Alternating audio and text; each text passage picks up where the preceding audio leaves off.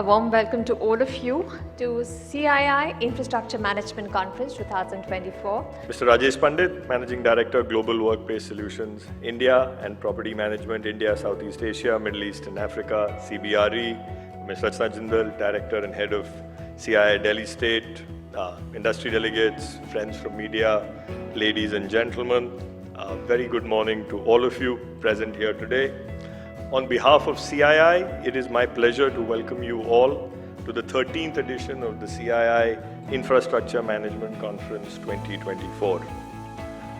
I must say the theme of this year's conference, Building a Sustainable and Resilient Future, is extremely pertinent to the evolving landscape of today's world. Rising incomes, rapid urbanization, changing lifestyles and demographics are leading to increased use of resources, generation of waste, and in this scenario, climate-resistant, sustainable infrastructure is the need of the hour. I think India's journey towards Viksit Bharat and becoming a developed nation by 2047 hinges significantly on improving its infrastructure and creating livable, climate-resilient and inclusive cities that promote economic growth. We are actually meeting at a very, very crucial time when climate change, evolving workspaces, and growing social awareness are reshaping how we manage infrastructure. Our theme today, Building a Sustainable and Resilient Future, focuses on creating long-lasting and adaptable infrastructure that can withstand future challenges and contribute to sustainable development. There is a need for individual and collective action to fight climate change.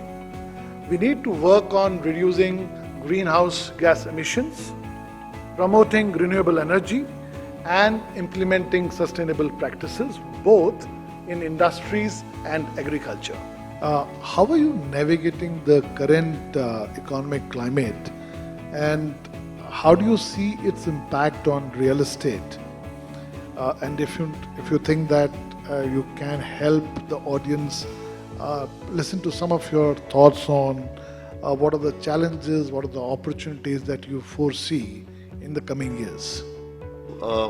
As far as your question is concerned, real estate, I think these are good times because, real estate to my mind is a byproduct. Real estate cannot grow on its own. If the economy, which is the cake, has to become bigger, the economy has to grow, and automatically the real estate needs will grow. From your perspective, what role will smaller cities, like tier 2, tier 3, play in shaping the real estate industry?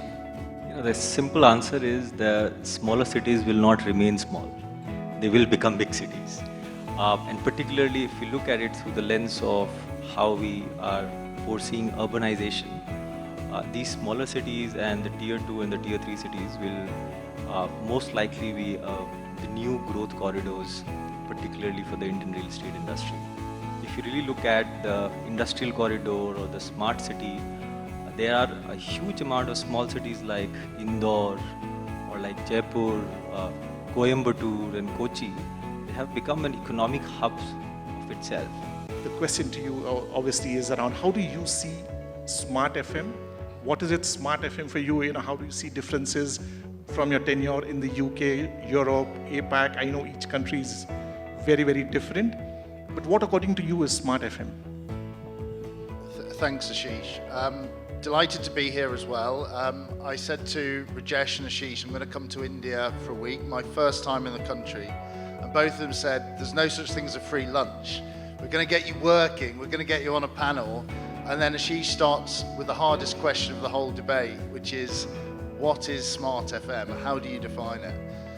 And I think it means different things to different people. I think that is part of the problem statement of how do we deploy Smart FM? How do we make our industry smarter? It's a very wide statement. When I think about Smart FM and when I talk to our customers and our teams about it, it isn't a destination. Smart FM is not the objective or the goal.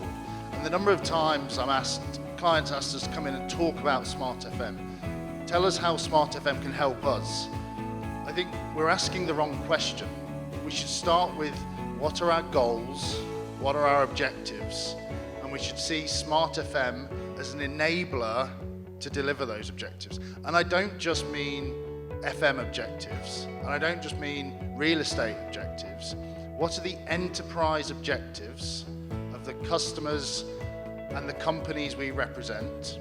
And then we ask the question, how can Smart FM help us achieve those? The good news is that various reports indicate that there is a relationship between diversity and return on investment in the corporate world. So those companies that are diversely run, they are more likely to have higher profit margins than the ones that are, I would say, homogeneously run. The gender diverse companies with high diversity in leadership positions, the profit margin goes up to as high as about 21%. Now the bad news is that despite these changes that we've got, which means setting up of D&I committees in offices, employee business resource groups or EBRGs as we call them, inclusion weeks, all of that, the dial still has not moved. So we are where we were even after these initiatives have started. So just opening the session, I would like to share some statistics to help you understand and set the context for the discussion today. From 2019 till the mid of June 23, we had about 342 million square feet of green certified space. And I think Kaiser mentioned earlier in the day that 800 million is a total space. So, approximately 40% is what we are looking at. And most of these, especially in the first half of 23, was dominated by NCR, Bangalore, and Chennai. Now, one thing to note here is not only are we seeing an uptick in the green certified spaces, but when we look at the green premium that we get from those spaces, it's really amazing to see that both SEZ and non-SEZ green projects are able to get a premium. In Pune and in Chennai, respectively, we are getting 11 and 9% green premium for the SEZ projects. For non-SEZ in Mumbai, we are seeing an uptick of 33% versus non-green certified projects. So it's just to set the context that green is not just good for the environment and stakeholders, but also for business. When a fund manager like yourself, when you acquire buildings, how important is the asset management, property management in enhancing the value? And maybe from your example, some of the strategies that you are looking at to see that the value keeps on increasing and of course your customers' expectations are being met. Thanks, Anish, for that question, and thanks to CII. So, from an investor's perspective, I think it's a long-term game. Real estate is a long-term game. And, the key thing I think an investor first looks at is what is the risk that I have in this asset or in this portfolio, and how do I minimize this, how do I control it? And I think I'm talking about commercial real estate here. So, a lot of people in the previous session were talking about green buildings. I remember I used to work for Heinz. In 2008, we were also looking at bringing LEED Platinum buildings into India, commercial office buildings to India. And a lot of people would ask us, what is LEED? Why do you need to put so much money into it? Are you really going to get rent for it? But today, if you look at a grade A occupier, they're not even going to talk to you if your building is not LEED rated, right? So your building would have become obsolete if you hadn't put in that money at that time. So from that perspective, you had taken a risk that you weren't aware of if you didn't go for LEED.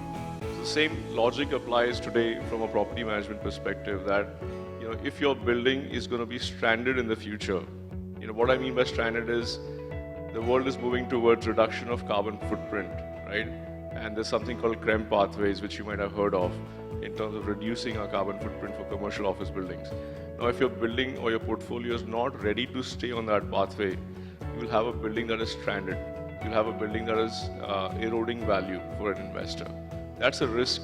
So as a property manager, you better put that building back on track in terms of how you reduce the carbon footprint, what do you need to upgrade, what energy consumption you need to reduce, how do you source clean energy, all of that, right? There might be other things. There might be things like user preferences changing. So, for some of our buildings, we're adding food options because we're finding that like you said, a lot of occupiers are having difficulty pulling their employees back to work. So you need to make it much more attractive to come back to work. So giving them those facilities, adding those amenities so that the building remains relevant. So just, I think in a nutshell for us as an investor, looking out into the future and saying what is likely to make my building obsolete, what do I do to undo that, what do I do to arrive 10 years later and still be relevant, 20 years later and still be relevant, is something that the property management group can strategically do and keep doing it incrementally as opposed to do it in a panic last minute when you're losing tenants. That's how I see it. Please give a huge round of applause to Lieutenant General Dipendra Singh Huda. My talk is not going to be on infrastructure at all. So I'm going to bring it down to a more sort of human, personal level, talking about how we can build individual resilience. I mean, resilience has sort of many facets. I'm going to talk about the human spirit, an unbreakable will, the self-confidence, and how is it that we can develop these in these, people talk about turbulent times, difficult challenges that we face. How is it that these qualities can be developed? Also, one of the ideas when I deliver these talks is to also give you an idea of what the Indian Army is all about, what the Indian military is all about, so that you also gain a better understanding of what your military is. I mean, it's the Indian Army, it's the Indian Air Force, Indian Navy. Belongs to sort of all of you, so you also get an idea. So as I said, conditions are extremely, extremely difficult. Daily routine is really sort of backbreaking, physically, morally challenging, irrespective of what weather conditions are there, irrespective of what the terrain is like. You have to continue on a daily basis doing your work, patrolling the line of control, carrying out operations. And there are, as I said, daily challenges. So you're crossing a dry stream, and suddenly, snow has melted in the upper reaches, and within minutes you find yourself almost flooded. In these areas, most of the troops live in these isolated posts, 14, 15, 16,000 feet, 15-man, 20-man posts by themselves. They don't have the luxury of internet, they don't have the luxury of mobile phones. I wonder how many of you can survive like a month without a mobile phone. Almost sort of impossible. Tenures typically in these areas are 2 to 3 years. And living conditions are very, very basic.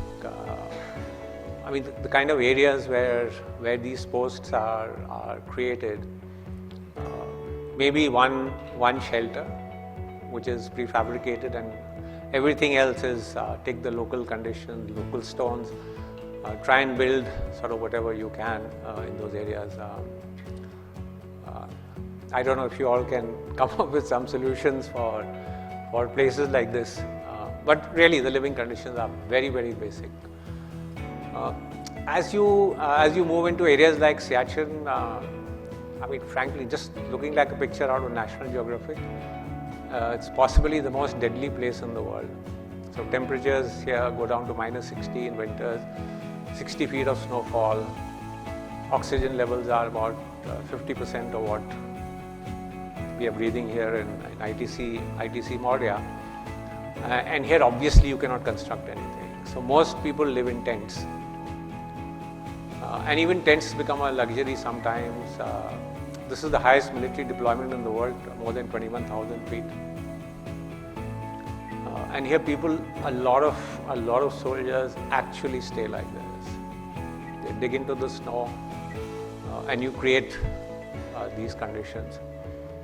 And I'm often asked, what is it that motivates these soldiers?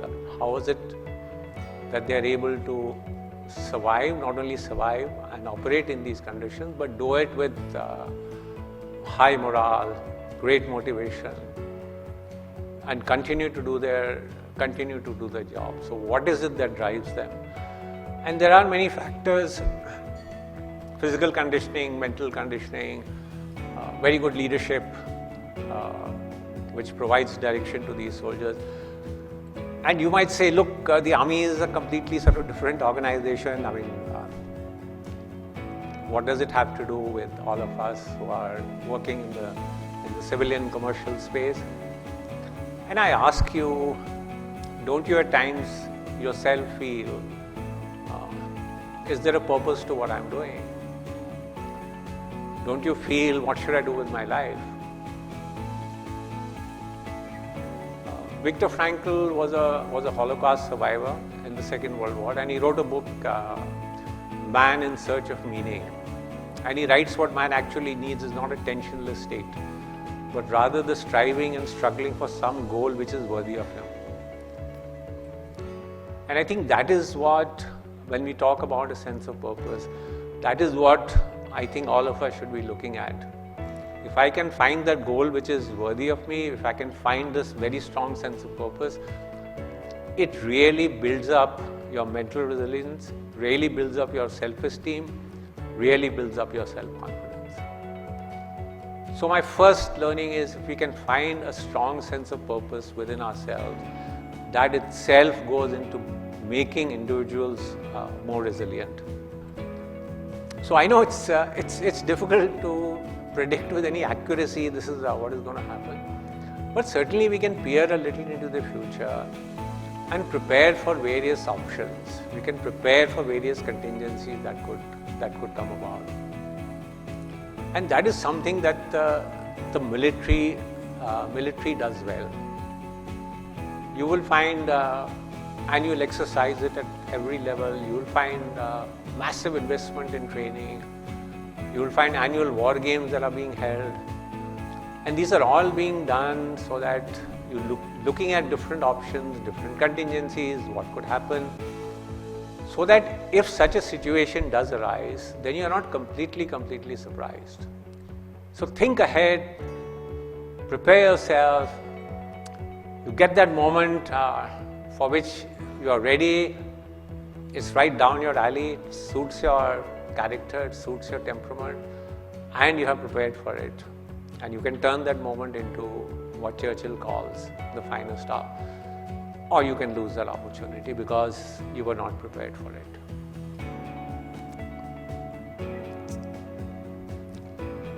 And my final sort of learning is on rediscovering purpose. So I started, my first point was finding a sense of purpose in what you do. And that's crucial and critical. Sometimes there comes such a big tragedy in whichever way it is, that you start thinking, whatever I was doing, was that right? Do I now need to take a different direction? Do I now need to find a different purpose for myself?